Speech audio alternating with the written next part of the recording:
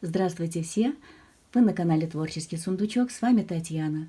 Сегодня буду шить в срочном порядке коврик под ноги в машину. Собираемся в дальнюю дорогу.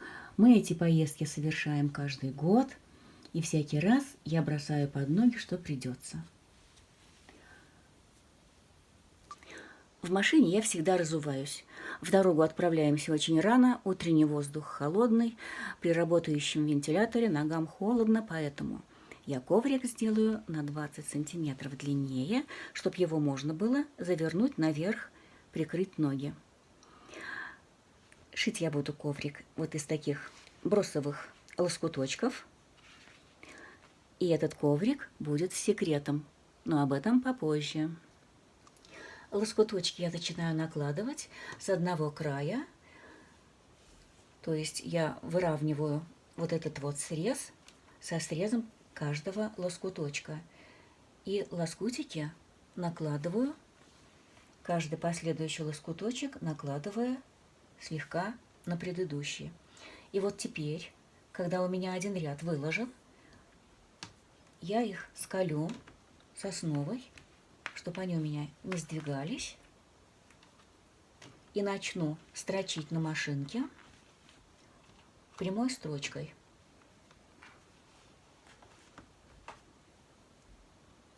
Техника эта называется ленивый боро. Она всем уже знакома. И тем не менее изделия у всех получаются разные. Вот я все сколола, лишнее отрезала и теперь под машинку. И теперь смотрите, я прострочила первый ряд лоскутиков, и моя строчка подошла к краю вот этого лоскута. И мне теперь здесь надо положить следующий лоскут. Эти два лоскутика почти одинаковые, и я могу их закрыть чем-то одним. Дальше короткий лоскутик, вот этот. Когда моя строчка подойдет к краю этого лоскутика, я положу сюда еще что-то. И вот в таком порядке я зашью всю основу. А теперь секрет. Сначала у меня была другая задумка, но после того, как я положила вот этот кусочек гобелена с необрезанной кромкой, я решила этим воспользоваться. Я оставила этот кусочек непростеганным. Видите, да? Вот, и это будет потайной карман. А почему нет? Как вы думаете на этот счет? Ну, кто-то, наверное, посмеется.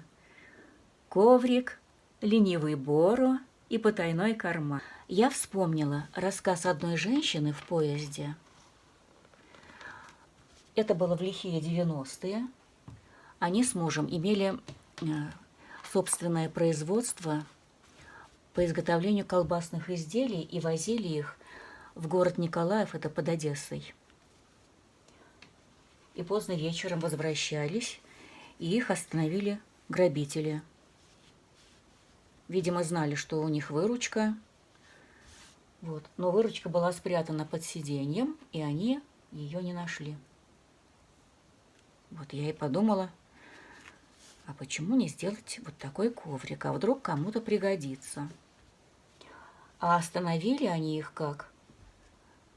Пластиковые бутылки с гвоздями побросали на дорогу, у них прокололись колеса.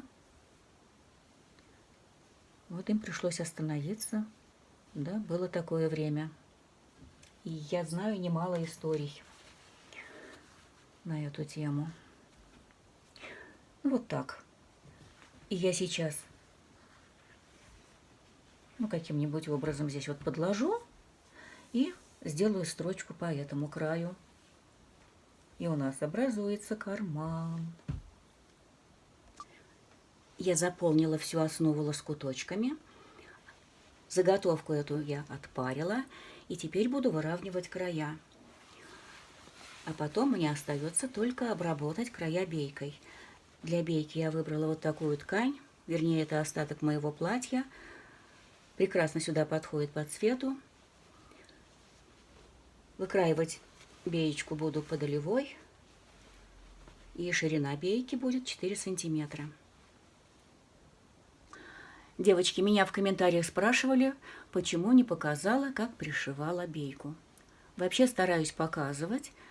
Пришиваю по-разному. Бывает, когда я бейку пристрачиваю с лицевой стороны. Но это бывает, как правило, в одеялах. В данном случае я пристрачивала бейку к изнаночной стороне, бейка лицевой стороной к изнанке. Концы у меня подвернуты. И в таком виде я это пристрачиваю. Затем отворачиваю вот таким образом и приглаживаю утюгом, чтобы было аккуратнее. И уже после этого, завернув вот таким образом на лицевую сторону, делаю окончательную строчку. И вот так это выглядит.